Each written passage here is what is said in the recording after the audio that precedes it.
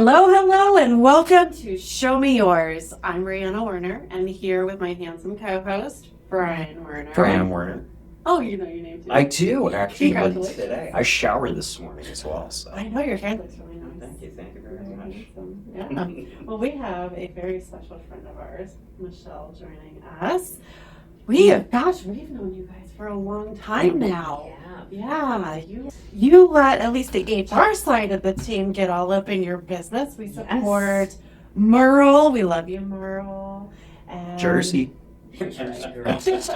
But we have had the pleasure of working with the Picnic Basket Catering Collective, Michelle and Kathy, the founders and visionaries of this epic Colorado Springs brand. I mean, if you don't know Picnic Basket, then you probably have only lived in Colorado Springs for 5 minutes, probably. Yeah, you probably need to get out to more events. Yeah, man.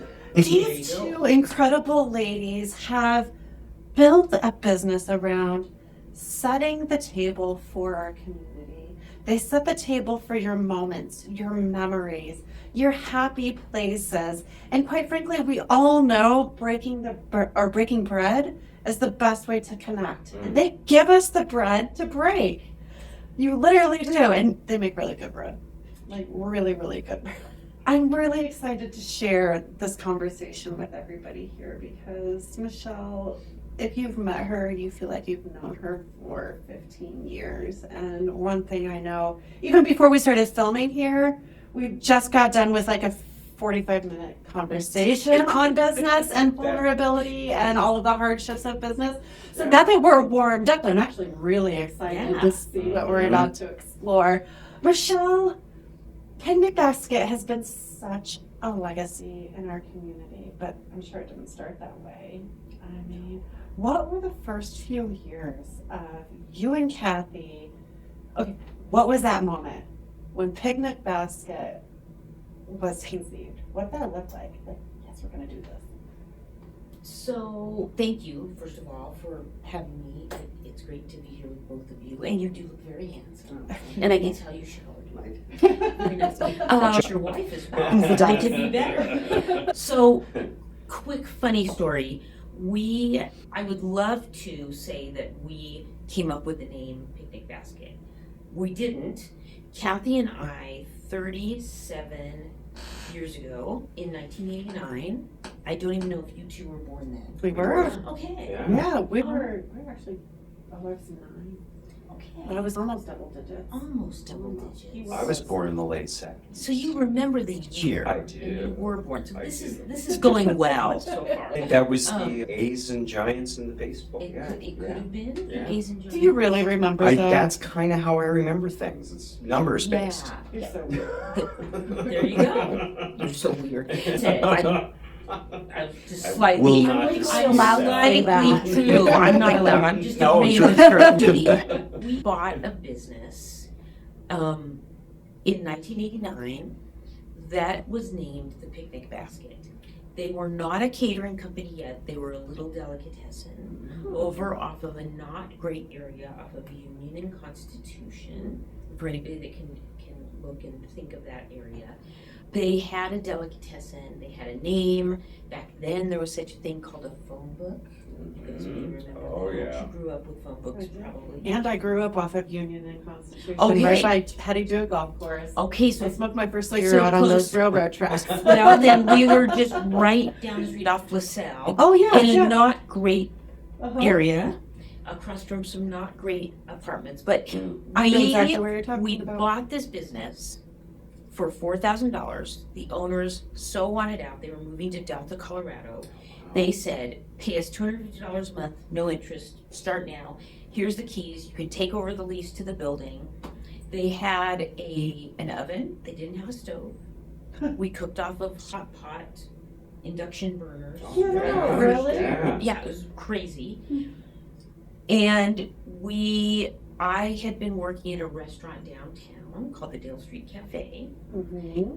Kathy was in the middle. She used to be she still is a musician. She has a beautiful voice.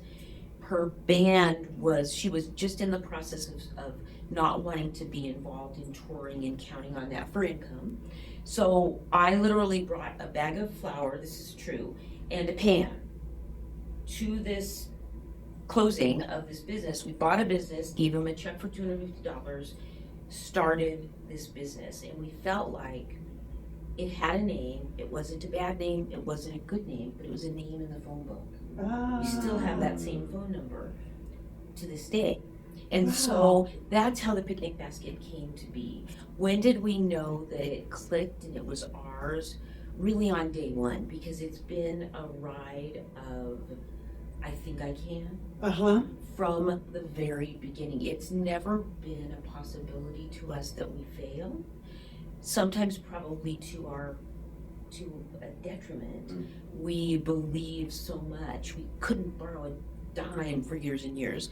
We now are grateful that we couldn't, because we feel like we couldn't finance our bad ideas. But we just danced as fast as we could. We had a lot of great friends and family that believed in us. We both knew a lot of people, and thank God we were right, because we're still here. You can't finance your bad ideas. I think That's brilliant. that's like solid advice to anybody getting started out. Yeah. And that's probably why it's really difficult to get any financing when you're first getting going. Absolutely. There's nothing there to guarantee anything. And in 1989, luckily you two were young enough to not be in the thick of this. It was a really bad economy.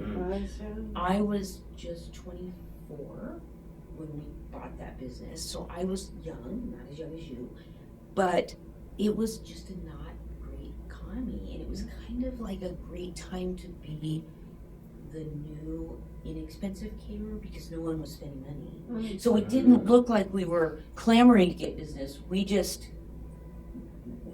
The sandwiches at our store, this is a true story, were, because we had an open delicatessen, and we still kept it open for a year, for actually 10 years after. The sandwiches were $1.79, and we were afraid people wouldn't buy them, because we raised the price a dime. They were $1.69 when the other people left. So it's so interesting to look at how all of those things have changed. But I remember being really sad that we couldn't get financing, but also in hindsight realizing it's okay. Like we still kept those same. You didn't even ask this question, so I'll answer. Please do. I'll finish, and then I'll be quiet and let you ask questions. We had a really great financial advisor, a couple great financial advisors, and a lawyer who said, no matter what, you need to spend $1 for every 100 that you make on advertising. You have to. But the biggest word of advice that we still use, and it did save us, was you must save 10% of every deposit that you make and put that into savings. And we hated it, because we had how do you save 10% of nothing? Yeah. It's like, okay, you spend 10%. So, but those things were so helpful, and it was helpful that we couldn't borrow money, because we couldn't do what we probably shouldn't do at that point. And that's a big relief now, because I can't imagine had we been that young and 37 years ago, and on top of every other insecurity in owning a business, if we also had huge debt to pay off. So it's a tough place to start. Yeah, very tough place to start. Usually, we see it all the time. If you start off that way, it just snowballs, because that interest catches up to you, and you're paying that interest, and then you've got to borrow more to keep up with everything else, and there's no foundation. And then sometimes you're not able to spend that $1 out of the 100 for the marketing, and it becomes a compounding where you're not investing where you should be when it comes to allocating those financial resources. That can be a big where for just trying to grow a company. When I say our first 5 years in business, it was like Tweedledee and Tweedledum coming up with bad ideas. It's so true. And hearing no was very sobering, and we were a little humiliated, but it was really good. good. I mean, that built stronger people. Yeah. And I think that we still take risks in a better, more strategic way. Yeah. Or at least I want to think that we do. Yeah. Yeah. Absolutely. Not as sloppy. Not as sloppy. Yeah. Yeah. Yeah. Yeah. Those first few years, those hard years to make a mistake True. and play and explore. You fail fast. Absolutely. You're smaller, you're leaner. Yeah. You don't have as many advisors either to sometimes, kind of bounce things off. So you're just like, okay, let's give this a whirl. Yeah. And then all of a sudden you're like, oh, I just paid some tuition. Okay, now we're moving on to something more strategic. And I think you start to learn how to slow down a little bit and just look at it from different angles and, risk reward and, let's scenario test this and make sure like, okay, what's the worst case here? What's our best case? And, Absolutely. Yeah. Back then we had one employee and I laugh because we're 130 now when we're in season, which is starting now. But also what a blessing that we didn't have this huge payroll to cover. Oh my And goodness. that we Yes. didn't have, all those things that we sort of felt like, oh, I wish if we could have borrowed, we could have done this, maybe, Mm-hmm. right? mm-hmm. With any luck, that could have worked out, but we were really blessed in that way that we kept that circle small until it was ready to expand it a little and expand it a little bit. And And now you have Yeah. more than one pan. yeah, And a we stove. do have more than one pan and several stoves and all the helpful things. That's just magnificent. I love that story. How did you come across the delicatessen? I was a waitress at this little restaurant downtown when I was still at Colorado College, and I fell in love with hospitality. I tell that only to kind of set the stage for the story. I met Kathy there because her band played at the Dale Street Cafe. I became a manager of the restaurant, and then when I was 23, I had the opportunity to buy into the restaurant. I had no money. Uh-huh. I borrowed, my father got $5,000 from his pension fund, gave it to me so I could pay the woman who owned the building and who really owned the business, Uh-huh. so that I would have some skin in the game. And she said to me clearly, I remember it, you will work about 100 hours a week, you'll make no money, Mhm. but you'll own half of this business. Mm. And she said, I will bail us out. She luckily had some abilities with stocks and things that she did. She financed the business for several years because it was losing money. Oh, wow. And so Wow. that woman was also a real estate agent. Janet is her name. Janet, when she decided to sell the business, and of course I was making nothing on the sale, I'm sure she didn't either, she found us the Picnic Basket. She called or told us on the last day, hey, I want you to know that she said, I have no idea, but I want you to meet these people. Just met them, it might be a fit, and so Janet found that for us, and which was just such an amazing thing. Yeah. That we had that opportunity, and I, from such a young age, I fell in love with pleasing people and with the whole world of hospitality, and I didn't know there was another option. I wasn't smart enough to think, I'm gonna own businesses and then I wish I could say that, Yeah. but I did not know that. I just knew that I loved whatever that was, Yeah. whatever that feeling was. Yeah. And so we found the business, and we just, like I said, we just have always believed we can. It's beautiful. Serving people. Wow. Yeah. Janet. Yeah.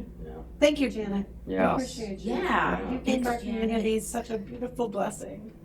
Wow. Well, what do you say? We get into the Okay. bucket. Are you ready? I think. Okay. Well, it depends, Can yeah. I get hives? Yeah. If you could get, maybe you could make yourself have hives. I don't know. I don't either. Rub some poison I think oak I ivy. have heard that is a thing. Okay. Yeah, so I know some of it's like allergic based or whatever. Like I ended up getting them a couple days ago down in Manitou, of all places. But and I think I got bit by something when we were down by the creek. But I've heard like sometimes with anxiety or if you're just maybe really stressed or Yeah. Okay, Let's not let's do hope that. it doesn't Yeah, happen. let's not do that. I grab one. Yeah. Do you? I'm not Go interested, yeah. Okay, do I just not even look? I just do. They're all You do it folded, however you so want. It's yeah, fold it, whatever. pull it out, whatever speaks to speaks you. to you, and read it for our audience. Well, and then you might have to help me because I don't have my readers. I can read. What's a quirky habit or superstition you have I got you. related to yada yada yada? So what's a quirky habit or superstition you have related to your work or business that no one else knows about? Interesting. You know what this made me think of? And this is not mine, but it's like the baseball player that's on a hitting streak that does not clean his underwear. Oh. So Really? I guess that's a great example to start. This is the thing. It so. is a thing. Yeah, it's like almost like a superstition, or You hear about it, but it actually being in play. they're on camera saying that. Ew. Yeah. So Because that's the good luck. yeah. I'm a big superstition person. I don't know if that's the Italian or the Mexican or the American Indian or if it's just me, if it's being a Taurus, I don't know. But I have a lot of good luck things I do around. I'm a huge Denver Bronco fan. Huge. But I have a nervous breakdown during the games. In good and not good ways. Okay. And there are certain things I have to do, but see, Kathy, well, I don't know if she knows about all of them, but I, if something good happens, if I have the game on in the bedroom and I have the game on in the living room, and sometimes I have the game on in the kitchen, if the winning thing, the good, it sometimes doesn't even need to be they scored. It can be a good play. If we're having a really crappy year, Uh-huh. and I'm even just happy with one first down. Yeah. I'm just even happy with not a negative play. I will then stay in that room until the game is over because I think Interesting. I have the power In that one through room. that connected device to evoke the power of the winning for the whole team. For the NFL. We cannot even. It's really need crazy. They do. They don't know that I have this ability. Yeah. I also just on a quirky. I think I have a lot of like. I say things like, that makes me nervous, or this makes me nervous. Today we're always trying to fix one of the screens in my office with our catering software. And she had a screen up that she thinks is useful. I said, I can't do that, Merle. It makes me nervous. And what people hear me say that, but what they really don't know is what I mean. I have this quirky thing that, and maybe all of us do. Maybe we just all call it something different. If I'm looking at a screen, it has to be organized the way I need it to be organized. Mhm. Or it doesn't make sense to me. Can I live if it's someone else's? Of course. But I'm not going to, explode. But my brain doesn't work as well. Yeah. So, does everyone have that? I have that. I have a very particular way my screens have to be laid out, or it's just not functional. And if I look at someone else's screen, I'm like, you tell me what I need to look at and point, and because I don't know where I'm looking. Yeah. 'Cause it's not the same flow as Or it's mine. like, yeah, where's your pain point here? Let's hone in on that. But I'm like, sometimes looking at a massive spreadsheet with like, hundreds of rows and columns, I'm like, well, what am I looking at here? Where's your logic? Yeah. Yeah. Can you give me Little- that helicopter view really quick? So you got 5 minutes. Yeah. So those are my main quirky. My other superstitious things are that I somehow think that if I prepare, this is a horrible thing, that if I prepare myself for I have parents who are aging, as maybe we all do, and my dad has fallen a couple times, my mom has fallen a couple times, my mom lives in Denver, my dad lives here. And my sister and I both have this horrible thing. She lives in Denver. If she calls me, I immediately think something happened. Oh. And we're really trying to be better, Yeah. but the very first thing I'll say is, is everything okay? Yeah. Oh. Yeah. And it's this it's almost like, I wish I didn't do that to her, and I wish I didn't do that to me, because I really do not want to miss the wonderful opportunity to keep having a relationship with my sister just as my sister. Right? Yeah. Not as a do and tell her. Mhm. Not as a, right? Gotta It's call for other reasons. Yeah, like we just, yeah. So So like, we're like- both really trying to be better about that. Yeah, and sometimes her husband calls me on her phone. He doesn't have a cell phone. And he will just always, like, say right away, Shelley, it's Howard, but everything's okay. Just get it out of the way. And, yeah, thank you, Howard. I appreciate that. Yeah. You can But- have that sigh of Yeah, relief maybe at we that all point. have that kind of thing about, Yeah. Mhm. about family. If traffic is bad on our way into work, I don't know if it's a mindset thing or something, but for me, it's like if traffic is, because we live all the way in Monument. And so our commute is pretty lengthy in itself, but it's normally like a 25-minute drive, which isn't so terrible, but if it gets past like a 30-minute commute to me, it means the whole world has gone off the Yeah. rails and my day is gonna be terrible and everything's gonna be thrown off. We are And still that's- super blessed to be in Small I Springs with know, right? an extra 5 minutes on our commute. Yeah. So I'm so superstitious about that. Yeah. It's just You kind of let it take you there, like Yeah. immediately. Like this is, Yes. this is not just a one-time thing. I'm in traffic for 45 minutes. Everything else will be great. No, you go to day's over. Day's over and go to bed. Yeah. Turning right around. Yeah. I'm gonna be drinking by the end of the call for the whole entire day. And now I don't know why I feel compelled to bring this up. Supernaturally, this office is haunted, and so I refuse building. to The work. building is Oh haunted. yeah, the building. Office, yeah. We even have like video proof of it. Yeah. Too. I might insert a little bit of video here as a clip. Mm. We do have video proof, but because of that, I won't work here at night.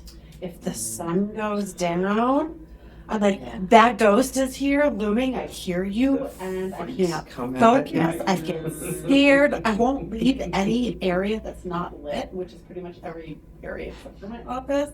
So I think I'm gonna get eaten after dark. Those irrational things. Like not, I'll be scared and I'll check it out and then I'll feel okay. Mm. That is not, yeah. Like I will get eaten. I'll go right into the mouth, Yes, chomp, and that's gone. it. Yeah, it's one bite. Yeah. Everybody's gonna wonder where I am, and I'm gonna be gone. That's so funny because you seem so calm about traffic and think, this is gonna ruin my day. Oh my gosh. Yeah.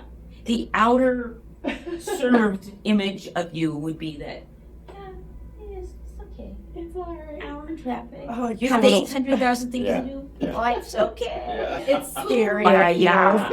She does have a little bit of childhood trauma when it comes to ghosts or like aliens I and such. do. So, yeah. I do. Yeah, my dad. Back in the 80s, he had a Halloween party.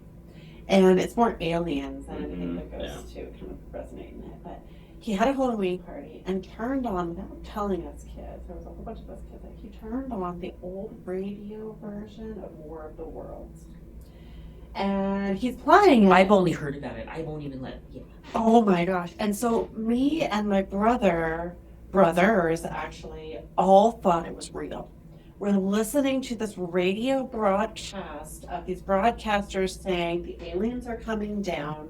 They've destroyed New York, Chicago. Oh my gosh, Detroit's under attack right now. And we're like going around to the grown-ups like, the world that we gotta go, we've gotta find a bunker, we have to leave. We took mattresses off of the bed and made in the basement like a little bunker for us kids because the adults weren't paying attention to us. Yeah, well, then we're going to just save ourselves. Yeah, that's what we did. Like they were laughing at us, and so we tried to create a bunker to protect all of us. So me, my brother Thad, even my cousin Ronnie, all of us are all terrified of aliens. We can't even watch ET. Wow. Yeah, Because it's not intriguing, it's scary. it's scary. Yeah. Yeah, just the idea or concept of an alien to us is scary. Yeah. Childhood trauma. Yeah. It does a thing. It does do It it. does. It lives in your head. Yeah. Head rent free. It absolutely. So here's all my superstitions. Sorry, guys.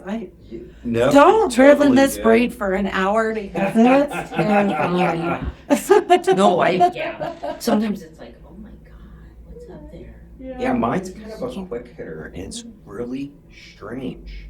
So it's usually cash flow related. It's when our cash will start to dwindle a little bit.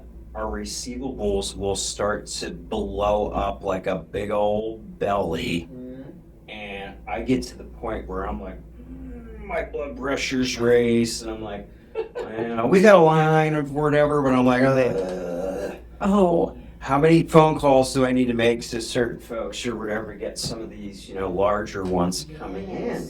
So usually I kind of get into that almost like what we were just talking about with I got that, firecracker in my hand and I'm about to, I usually wake up the next morning and I'm like, today is the day. Today's a money day. I have money socks. And they're my lucky money socks. So usually I have to blood pressure raise, go to sleep, wake up, and then it's then you're like, it's a message to the universe like, hey, the payments are coming in today. And sure as shit, it works. It works. Yeah. It's the weirdest thing. But I usually have to go through about 10 days of you have to get to the point of we're going through bankruptcy, in this brain. Go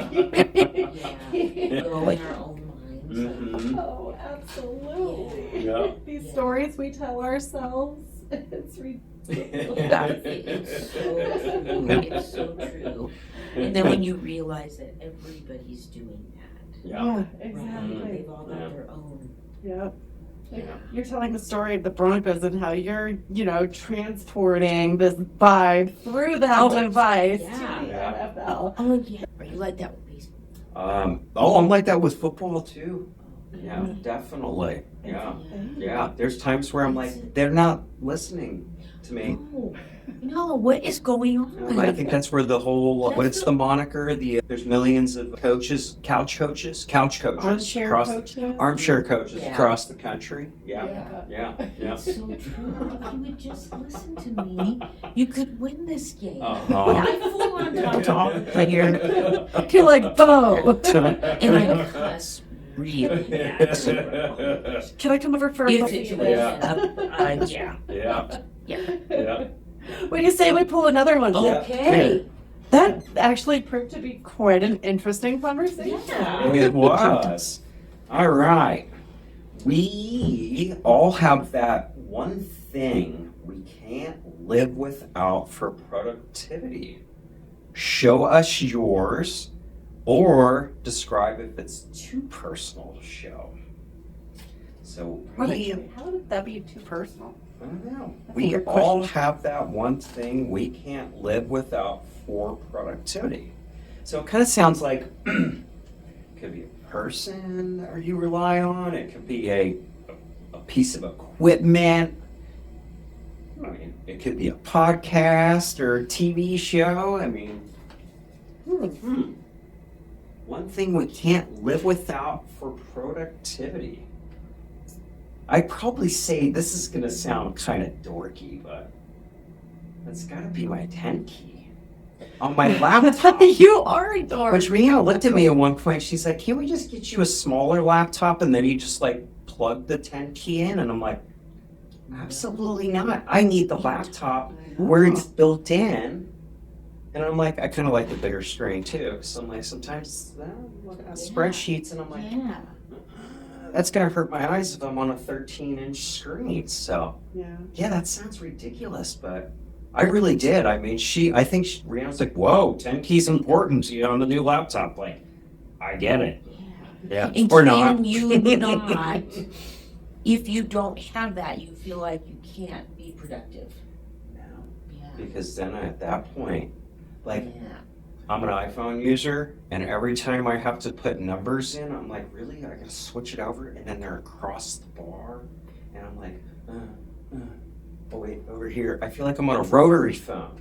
I could But I'm like, see with the that. 10 key, I'm like, You could just go. possessed. Yeah. I'm like possessed. I can, Yeah, but it can't just be any 10 key. It could It's be a calculator Okay, so it too. could be. But it's got to be that, like, I guess there's maybe a name for that design. Yeah. But I think I just call it a 10 key Yeah. because it's 0 through 9. Yeah.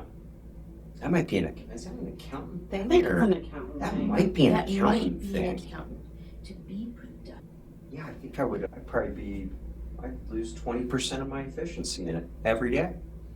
Yeah. Which sounds ridiculous. I understand it, like just even saying it out loud right now. But you That probably sounds type more numbers than you do ridiculous. letters, right? Would you agree with that? Yeah, because I speak a lot of letters at this juncture, or Yeah. someone else types the letters. So I think so. It's, a numbers thing. Yeah, yeah. For me, it's lists, and not the organization of the list as much as the list itself. If I don't do the list, I don't get productive. And it isn't even being productive on the list. Does that make sense? Yeah. Sure. Like, it's just the act of the list Mm-hmm. that gets my brain like, okay, the folders are syncing. Yeah. I'm ready to, and I find that I'm just more productive that way. I know that's not exactly what that asked, but. No, I That think makes it is sense. actually. I Yeah. mean, that's a something. And I think it's Yeah. interesting, like yours is the act of what I'm hearing is writing that list and getting your brain organized and ready for productivity. Mine, my brain went straight to lists too, but in a different way. When I write out my to-do list, I always have to put like a little circle or a square next to that item because of that satisfaction of checking I do that that box. too. Do I you? love that box. It's my favorite thing in the world. Do you ever put stuff on your list that you've already done, but you just want Just so you can do it, yes, I have. do it? Do you do I that? do too. So I'm a strike through though. I used to be a strike through, Okay. but now I am a box. Okay, Yeah. interesting. And I know there's something about that. Yeah, it's just so Yeah, satisfying. I just love it. But I will say, electronic, like It's not the same. It's not the same. It's Yeah. I think it's the act with the pen. I've tried pencil. all of those things. Yeah. And it just doesn't seem to be. I'm like, even a strike through on electronically just doesn't look right. No. You know, I'm like, but now you're not getting thrown away at the end of the day. I'm seeing you tomorrow. Like, Yeah. that's, yeah. Yeah.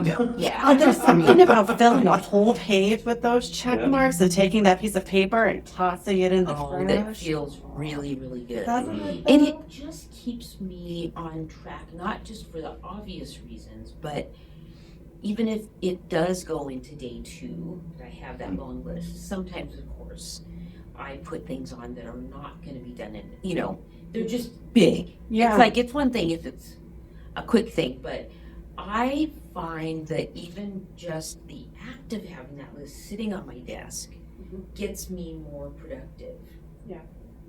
I agree. So, I've got it sitting right next to my keyboard right now as we speak.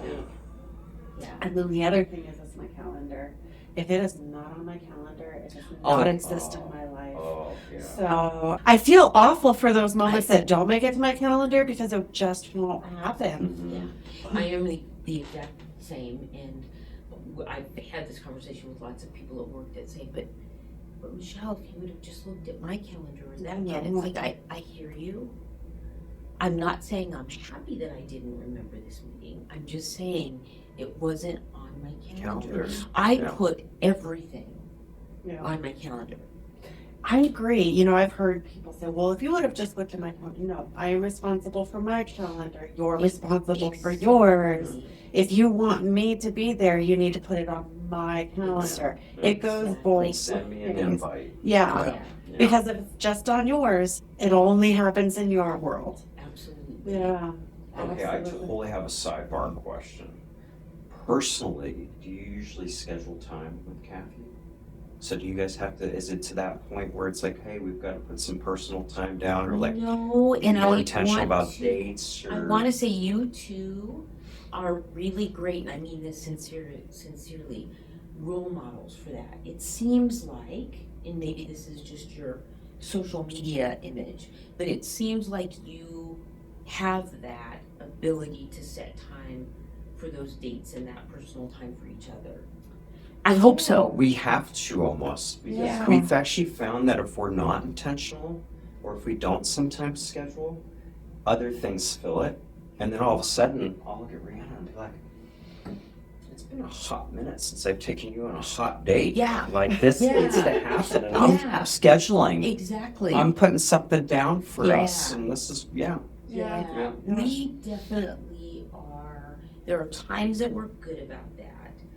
We are supposed to have, we call Monday our pretend day off, because it can be mostly a day off from work. Sometimes there's crazy things that happen on Mondays, and we're supposed to have a business meeting in the morning, so kind of set the week that way, and then just have the afternoon to do something fun together. And what ends up happening sometimes with, Sam and the kids, or with other things, right? Or the bakery thing that we're doing, we end up taking a lot of Monday to do other things, and then we don't have time. And then we've been finishing at work at 7 or 8 at night, and then usually one of us has to go get some work done from home. Because that's what you do when you're a business owner. Yes. Maybe you guys are better than me. No, but we're not. It's Depends on the day. Some days we will take time, but other days, we go home and there's more to and do. there's more to do, and just, you don't get that time, and then you go to bed, and then you get up in the morning and you do it all over again. And so we do need to be better at blocking that time, and I know that it needs to become a habit. Yeah. It's interesting because when the kids were little, I think Brian and I were really good about intentionally going out on dates, like scheduling and getting a babysitter, because there's a whole process to it, right? And then you get that babysitter, and then that reservation, you stick with it. Oh, yeah. Yes. Nothing else gets in the way. But now our son, he just turned 16. He's our youngest, our oldest, our daughter's out of the house. And so they're completely self-sufficient. And now it's like, every evening is a date. It's just the two of us. We don't need babysitters. If we want to go out to dinner, we'll just go out to dinner. If we want to go hang out with friends, we'll go out. And it's like, well, what does a date look like? How do you redefine a date at this stage of life? We're just starting to explore that. Yeah. It has been an adjustment. I bet. We drove also the first time, and it was like, what do we do with ourselves? No, I bet. We used to be the Uber X. I'm sure it's the same way for Sam. Yeah, Absolutely. right. And just, I think that it doesn't matter how many kids, but especially, around that time that they're driving, I remember, and I honor the memory, but I also remember how sad that was to realize. I told Kathy I did this, and she thinks I'm making it up, but I really did do this. For a couple weeks after I didn't have to take him to school anymore, I'd go through the line. Because I imagine that feeling, and I just kind of mourned that. And do I love having the freedom that I don't have to race off somewhere at 3:30 to go get? Of course. But there's also those times that I realize, wow, that was really cool. I got to do that. But it is weird when you realize there's no one in this house. And that's cool. But I really miss Sam and Lou. They lived with us for a while, and I still miss that. They've been gone almost 2. Yeah, they've been gone almost 2 years, and it's still like. But it is so important to make that time for those dates, because as you two know, when you work together and when you happen to really like each other and enjoy, it's like you don't want to let that slip away, because it's just too easy to kind of get Into the grind, right? Yes. Yeah. We're definitely notorious for it. I think we oftentimes joke with our kids that they could have an MBA in business because of all of the business talk those poor children have endured over the years during dinner time. I'm sure it's just insane. And even our dates are filled with business. And then we'll look at each other and we'll pull out the business credit card because it was all business talk. We're like, business. Like all we do is talk absolutely. shop, and we talk 2 minutes personal. I mean, I'm actually excited when I'm like, I know. this is going on the personal. It's rare, isn't it? Never happens. Right? I know, because there's always stuff. Right? There's You know, always. I asked Kathy last night, I said, hey, I would go out and have a beer with you today at the Point, this little bar that's right down by the Picnic Basket. Hey, that'd be great, we can talk about work. Always Yeah. can. But you know, it's like you're all, you have different headspaces. Like, Yeah. there's times say one word about work right now, freaking out. And then there are other times where it's like, okay, she needs to talk about work, it's okay. Yeah. That's funny that you bring that up. So Rihanna's usually like ready to jump like right into shop like first thing in the morning, and I'm usually like, hold on, grab my cup of coffee. I'm like, let me get a couple sips in first. That's Kathy in this Yeah, situation. give me Yeah, she needs. 3 to 5 Yeah. minutes just to like at least get one cylinder going up here. Yeah. Right now I'm at I know, 0. Just give me one. And Rihanna's like, whoa, what do you think of this? And I'm like, whoa, that is too. Yeah. We can't make that big of decisions before 6:30 in the morning. Like, I need a little more time on I that. know. And it's In the sometimes morning and my brain's hard. So, and me too, and I like to get up really early, and sometimes by 6 o'clock, I've already had like an hour and a half in, and I'm like, yeah, so Yeah. it's sometimes I do that. I just can't stop Yeah. my day right there. You're like, was that even a word? So is Kathy the night owl? If you're really Yes. okay, he's the night owl in our relationship. Yeah.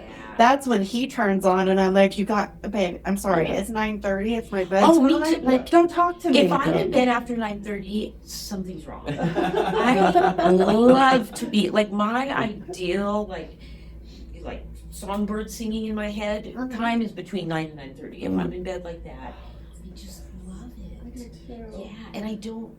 But yeah, Kathy will always find things and that's great. Like I love that she has that time, but it's always funny when like I'll know it's been like 2 or 3 hours that she's still been up, and it's like okay.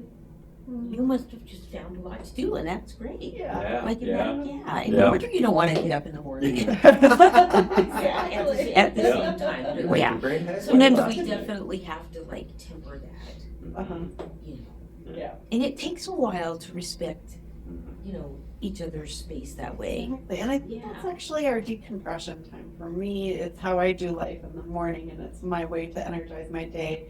Whereas for him, it's his way to unwind from the day. And You need to set the process. tone. Yeah. Yeah. So I'm kind of like doing my morning yoga without doing the yoga, where I'm just like, okay, great like, yoga. I'm Yeah. listening to the birds right now. Yes. I hear a deer walking Oh, behind me. that you is know, so like, it's Kathy. just, yeah. She'll even say that. She's like, don't you hear the birds? Yeah. I'm like, I didn't. I'm like, the moon, Came on the moon is me. still And then she has this funny thing where she always says, smell, does she say, smell the bunny? It's funny, she said it's one time strange to Sam, and now forevermore she kind of says it like, and she's not wrong. Like, I do wish in my perfect world sometimes I could just like be there and look out the window and see the bunny. That's so boring. But like my head is like, and then this, and I thought of another tagline for our thing. It's just like, what is going on with you? You're not even the marketing part of our business. It is really good. Exactly. You know? Love it. But and even laugh about it too. Yeah. Right. Like you said, it takes a little bit of time to be like, okay, we've got our kind of cadences, or we have our particulars, or there's certain things that are important at certain times of the day, routines, superstitions as well. I mean, Yeah. yeah. Absolutely. But yeah, I love laughing about them though. I think Oh, they're I fun. know. I love, like we have so many times where it's like, they're all hilarious at this Oh, point. absolutely. I'm sure. And so your 16-year-old still lives with you. Mhm. Yeah. So you won't for a while have to face that empty nester. Oh, it almost feels as if we are. He's really ingrained into his taekwondo, lifestyle. It's not just even a hobby or an extracurricular for him. Yeah. He's a black belt in Taekwondo, an international champion. He's an instructor at the dojo. So he's whole- very, Yeah, so he loves it. I mean, especially during the school year, he's at school. As soon as school is over, he is at the dojo until 10 o'clock at night. So it's, It feels almost empty nest because he is just never around. And we're all for it because he's doing such a great, wonderful thing for his life, his self-esteem, who he is. But it's a little lonely with him. Sure. So we don't see a whole lot of him. But then I think it'll really hit me when he does go off to college or work or whatever. And he does truly leave the house. I know. It's a real thing. Mhm. It's even when Sam just went to college, that felt very different. But then him getting married and them buying a townhome and moving out, it's like it's a different kind of silence. Yes, he wasn't there during college, he was in Boulder, but for some reason it felt different. That makes And sense. now just, Permanent. it's permanent. Yeah. Yeah, because I guess they're still coming home well, at least you hope they're coming home for the holidays when they're still in college. And but you're right. I mean, I can see like, okay, hey, he's going to start his own life and have his own family, and Absolutely. that does feel more, permanent. Yeah. I can see how that is. Yeah, it's just different, and it's not necessarily different bad. Just getting used to that takes a bit sometimes. It does. Yeah. Well, we've got time for one more. Go. Me? My turn. Yeah. My glasses today. I had 40, boy. My eyes went. It is crazy, isn't it? Oh gosh, we're really gonna end on a big one. Oh, really? Yeah.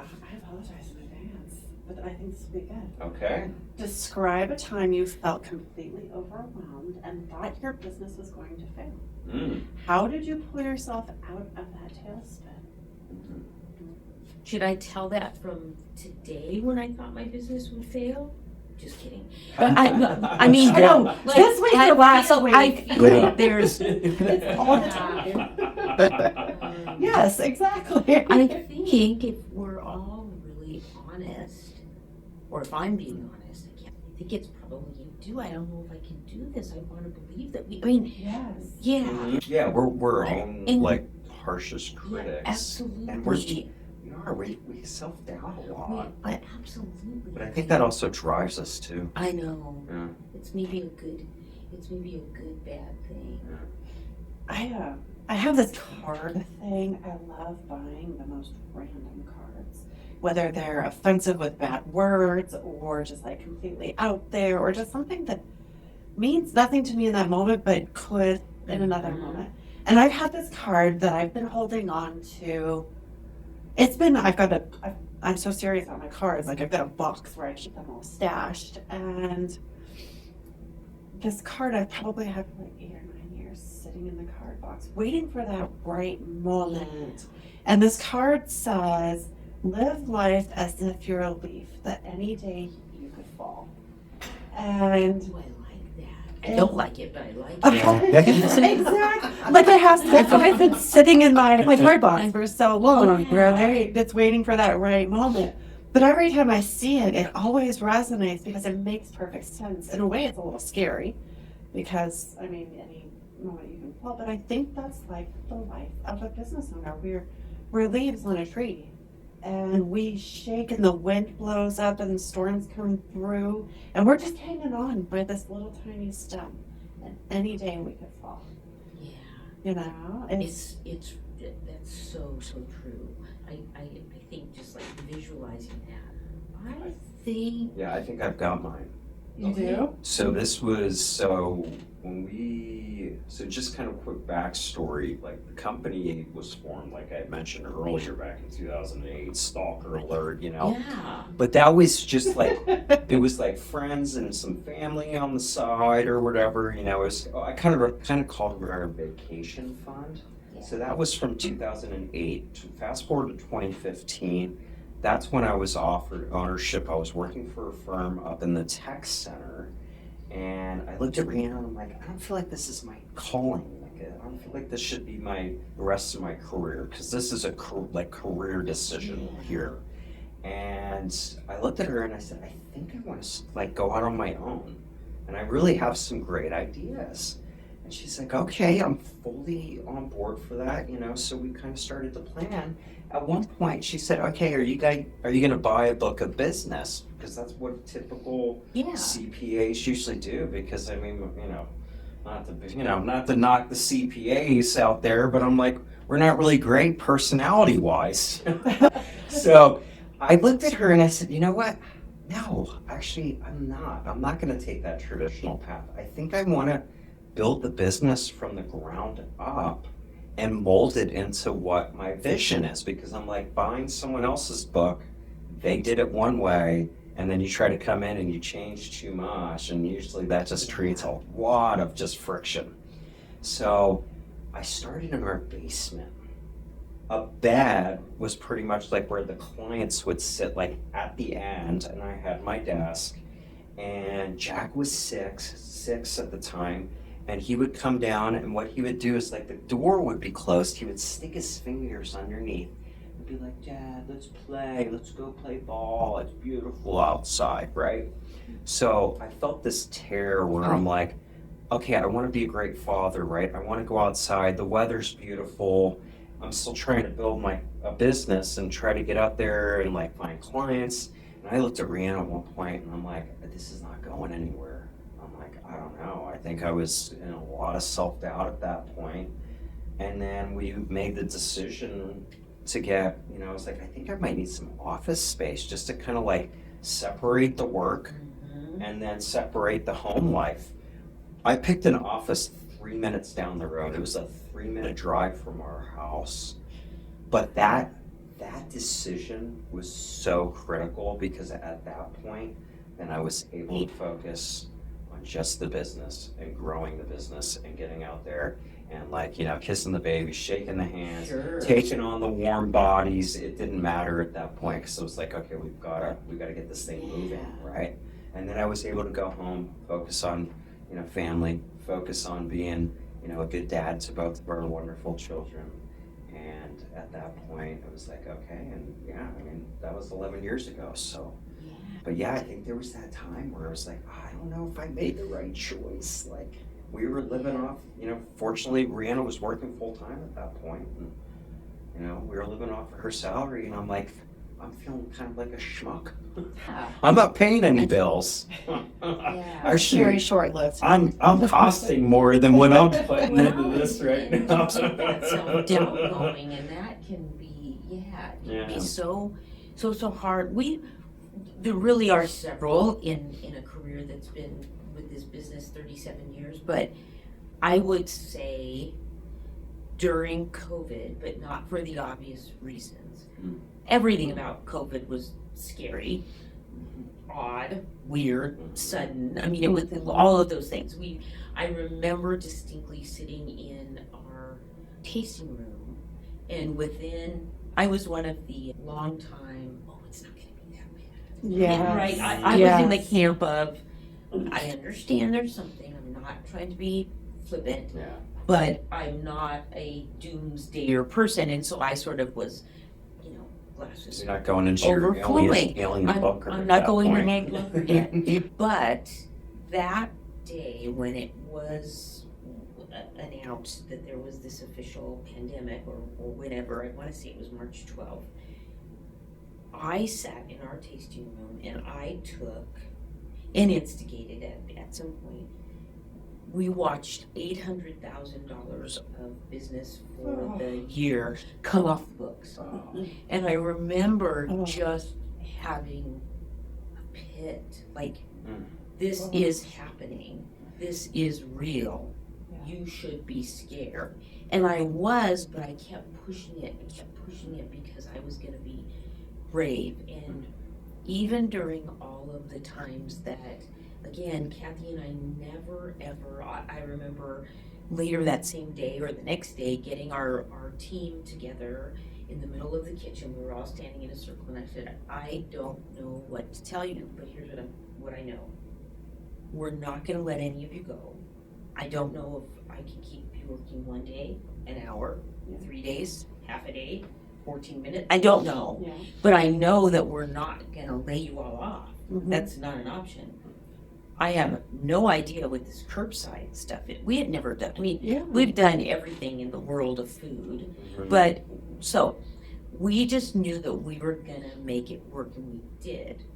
But what was really happening is I would then, after all of this, I became our company's delivery person again, because there was no one to do, we didn't have many deliveries, but the few that we still had, I would take them, and everybody right in the world was worried, as they should be. None of us had ever lived through a pandemic.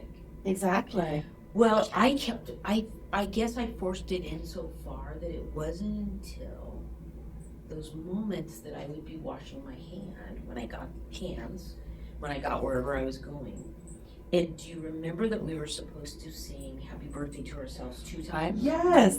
Yes. So here's me at all this, and I remember getting to the end of the first happy birthday, Michelle, and just sobbing and just like fervently shaking and being so scared. And I thought, never even told Kathy this, that we were gonna go out of business. I was positive. Mhm. But then by the time I got to the end, the second happy birthday end of Michelle, we didn't have that anymore. It was like I would let myself, for some reason, when I was standing still, not thinking or doing, realize that this could be it. But then I just, that wasn't, what we were gonna do.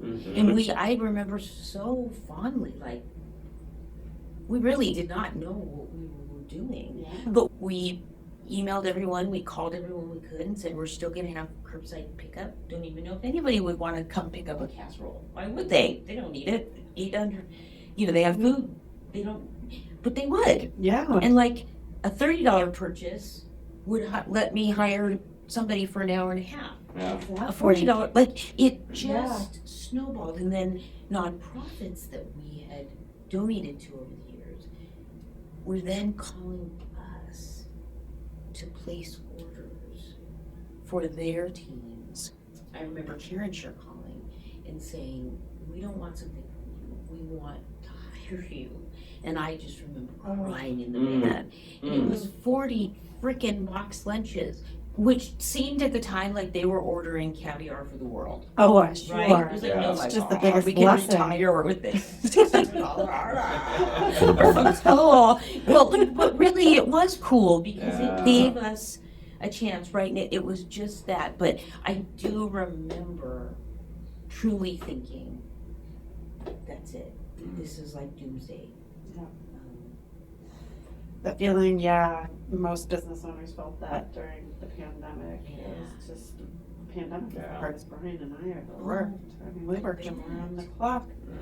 We donated over $110,000 worth of free consulting to area businesses. Anybody that would pick up the phone. I mean, we met a lot of people during the pandemic because everybody was so scared and they didn't know what to do. And we were able to talk. Some people were like, I think I may have to lay my entire staff off, and we're like, whoa, hold on, let's walk through some other scenarios and such. And do you have a good staff? And a lot of the places were like, well, yeah, of course, we don't want to let our great people go. And so I can't imagine how many jobs we were able to save as well, just because we're like, okay, here comes this program, here comes this program, here comes this credit, here comes the loans, just connecting people with the resources that were available, just to keep the doors open and keep the curbs, whatever that looked like, right? And all of those things, I'm thinking of them now as not just a life draft, but continual life drafts, right? Yeah. Because with those programs, with that help, with those little things, we could get to the next life Yes. route. And we could then see the light, and then we could see, and I'm sure that that's what it was like for you guys too. But during the first part of it, mean, what did you, I don't even know if that's your thing. Maybe you felt overwhelmed this morning and you thought, You know, I actually go back to our merger. Yeah, that was tough too. There were a couple different aspects of it because before a merger, I had HR branches. It was mine. It was my baby that I created and I molded. And I love you and I love being a part of your business and not your business, our business. Yes, our lives together. But it was something of my own. And it was this little amazing idea that I actually turned into a concept from nothing, right? And I was very proud of that. And so when we decided to merge, I had to go through a huge grieving process. yeah, I bet. Of letting go and shutting HR branches. There was one time we were sitting in our hot tub at home and Brian brought it up and I forget what happened, but I lost my shit on the poor guy. I'm crying in the hot tub and I'm telling him how awful this is and this is a mistake and I can't give up branches. And I mean, I was just devastated. It took me about 3 months to really center that. And then I was like, okay, I see the vision. I see what we're doing. And then we get into the actual merger and we do a number of focus groups and stuff like that. And Doug Price said something during our focus. That man's so smart, full of wisdom. And he says during one of our focus groups, he says, don't lose sight of the fact that this is a startup. He's like, you guys may have a history and you may be calling it a merger. He's like, but this truly is a startup. He's like, it's a new concept. People don't really understand or get. And at first you're like, oh, that's really good advice, Doug. That's great. Sure. And then as we started down the path even deeper, like we first with our team, some of our team members weren't fully bought into the merger. And we lost 75% of our accounting team right before we merged. So we had to, and our admin, one of our admins, like we lost a large portion because they didn't get it and they didn't want to be a part of the change, which I totally understand and respect. So then we go into the merger and we had saved up reserves and, saved for the merger and stuff. But then clients on the back end are like, I don't get what you're doing and now you've outgrown me. And so now I'm going away. They created this perception in their mind that we were now too big for them.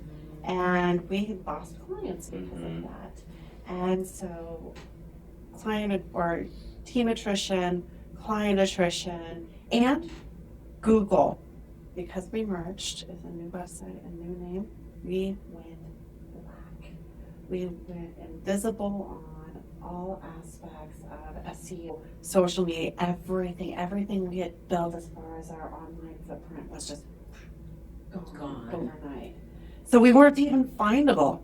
So which we didn't see that coming Yeah. even with various experts. Yeah. It was just something that I just went, like we kind of expected the client attrition. Sure, yeah. We weren't shocked by the employee attrition. It was painful, but it's okay to be expected. But going black and going dark. Because we have our old websites that are redirecting to the new. So it's like, oh, that'll support it. Why Google figures out who the new one is. Who we are and how it's Yeah. And all the while, I don't know if you knew, we own a house out in Florida, and it was hit by, I didn't know. Yeah, it was hit back in late 2024 by 2 back-to-back hurricanes. And so all the while we're merging, and we're also managing the rebuild of our hurricane-ridden neighborhood and home and all of that. So, and my dad was diagnosed with terminal cancer. And we lost 2 dogs. I mean, it was 2025 was a country song written for the workforce. So I get to the end of 25 and all of this stuff had happened and we pretty much get to the bottom of our reserves. So we had planned. My husband's a planner. He plans for the money. We get to the bottom of the reserves, which we didn't expect to do. And that man put on his damn cash socks. We had probably, $100,000 in receivables. And within 2 weeks, he was able to go and recoup it all. I thought, as we packed we had merged, we were going through this chaos, we were packing the U-Haul to move back into our house in Florida, and it was the night before. Brian and I just were like, it's the end of us. We're done. We're toast. And Brian put on the cash socks the next morning, hopped into the car with the U-Haul, and started making phone calls. Yeah. After I yelled at our painters, Yeah. our GC. Yeah, those are the Yeah. GC. Yeah. I lost my shit on him first. He was in the wrong place at the wrong time. Yeah. Because they were way behind and we're like, we're coming, like, you need to be done. Like, this needed to be done 2 months Yeah, ago. this Like, is you not okay. This wasn't even Yeah. done yesterday. This was like. You told us it was gonna be done 4 months ago, and I was like, I'll give you an extra month. Like, I'm realistic in this world, but yeah. They were 4 months beyond timeline. Yeah, in that moment though, I don't think I ever felt so much despair and fear for our business. Looking back, it was probably just compounded by like 40,000 different things, but it was heavy. Oh, yeah. Yeah. I bet when you just feel like it's not going to be okay, Yes. right? Yeah. That's a scary thing for anybody, but I think especially for an entrepreneur. Because it's all so personal. Mhm. We know we need a lot of people to help us, but, right? Does that mean I'm not going to be okay? Yeah. That's my business. Yeah. I think there's so much that goes into it because you have all these people who are depending on you. And for us, and I think for you too, even though we have different business models, it's our team members first and foremost. Like, this is their livelihood. This is why they wake up and they set their alarm in the morning so that they can not just come here to work, but so they can pay their bills and support their family. And then our clients, like, we know our clients depend on our expertise and the support that we give them. And if we fall off the face of the earth, we put businesses in jeopardy. It's a domino effect. Mhm. And then I think that there's a little bit of ego involved too. Oh, I bet, yes. You know? Yeah. Absolutely. Yeah. Yeah. Wow. Yeah. Yeah. It's an amazing thing to continue to strive after having those lows and those fears and that cyclical part of all of our business, and still wake up and like only want the best. Yeah. You know, only expect the best, only want to give the best. Yeah. Exactly. You know? Yeah. And I'm sure that's what keeps It is. I don't think you can keep going just out of pure self-preservation or desires. There's always, every entrepreneur I've ever met that does well Yeah. has some sort of extrinsic drive Yeah. that it's wanting to do good for the community, wanting to do good for their teams, wanting just to leave the world a little bit better than how we found it. Yeah. Absolutely. Yeah. Yeah. And all of that tied in with that responsibility in a good way that you have to your clients and that we have to our clients, and you know, the people that did let us during that COVID stuff, several of our clients said, I want you to keep my deposit, because many didn't, but many did, because we know we'll all get through this and that's okay. Oh. Which was brilliant because Yeah. it saved us, and it also gave us that extra drive that no matter what, we're not going to be gone when these people are ready to have their event. Yeah. Yes, exactly. Yeah. Right? It doesn't work this way. Yep. They don't give us something without us giving them something back, Yeah. and that, you know, That's incredible. that Mhm. feels really good. Yeah. Yeah, I mean, you guys are the centerpiece to life's biggest moments. And that's really important. You guys carry that torch very bright and beautifully. Thank you. Wow. See, I told you. I you were- know. It goes by Cool. fast, It too. does. It really It does. does. I'm like, I could continue this for, yeah. Thank you. Yeah, Yeah. I agree. Thank It you. was awesome. Yeah. Thank you so much. Yeah. Thank you. Same here. We think the world of both of you, and I'm sorry that you've had those those bumps, and I'm sorry that you'll have other bumps in the road in your business, but you're amazing people, and what a cool story, even though you did rope-a-dope her into saying yes. And saying, hey, baby, we're just dating a couple weeks. See you, honey. I got you some LC. There you go. But I know he's a numbers guy, but See, gentlemen, take dating advice. Yeah. LLCs. LLCs. Michelle, thank you Yes. for joining us today, but also thank you for your friendship, being a confidant, partner, a champion.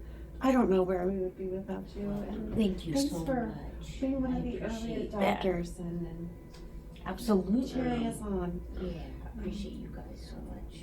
Okay, Thank you. Okay. I want you to plug your business really quick to all of our viewers. Oh, How can they yes. find you and taste your delicious food? Yes. You can find us at www.pbcatering.com. We have 3 divisions: Picnic Basket, Cravings, and Buffalo Gals Grilling Company.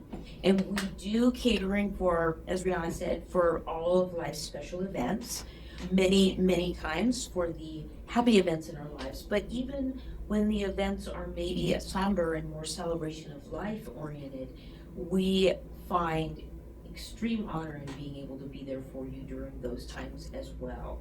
So please check us out. We are a custom caterer that absolutely, we have menus we can share that are tried and true, but we really love to be able to play in our sandbox a little bit for you and get creative and find ways to work with your budget. So thank you. Perfect. Yeah, I was just thinking, I'm like, we experienced that brilliant, customizable just creations that you guys brought for our launch event for Savion, which was just, I was just blown away. Yeah. Thank you. Yeah. Yeah. So Thank I you love so that. much. I love that you guys do that, because I'm sure there's a lot of places out there where it's like, okay, here's your choices, or this is what you get, and it's standard. And It drives our I love that chefs you guys crazy. are creative. Because sometimes they say, what do you mean? They want to do this when we have 8,000 menus. And they also do love that opportunity. yeah. So, I'm Yeah. sure they would not be happy if they didn't have that well, creative. and every event really is different, and every person is different. And so you have to approach those things. And yeah, we have things that we would recommend that I think we do really, really well. But Yeah. at the end of the day, we want to do what the client thinks. Yeah. So Yeah, with our launch party. What was our theme? It was That was the future. future travel. Future traveler. What's the Oh. name of that land in Disneyland? Oh, Like sorry. Tomorrowland. Tomorrowland. Yes. Yeah. Yes, thank you. I could not Yeah. think of the word. It was a Tomorrowland thing, and they came up with this whole entire retro, futuristic, it was fun, really fun. yeah, menu. They even our champagne you guys did sparkling Yes, galaxy that's mimosas right. with Tang. With Tang. That's Yeah. right. That was We'll really pop some fun. pictures into the feed. Yeah, we can definitely Here do we go. that. Yeah. It's- Yeah, we got a It lot. was They incredible. made like a TV for our display. Yes, Retro we still TV. have that little cute TV in our sales office. Do you really? Yeah. I'll have to come visit it. It's scary when people in the TV start talking back to us. I'm kidding. That'll freak you out. I will not be bringing the TV up Please don't. after dark. No. Okay, guys, we're gonna go ahead and land this plane. I could sit here and talk with Michelle Right. all day. Stop being so cool, my Okay. friend. Yeah. This is Brianna and Brian of Show Me Yours. Thank you so much for joining us today. Signing off with Michelle Talarico, and we will see you for the next Show Me Yours.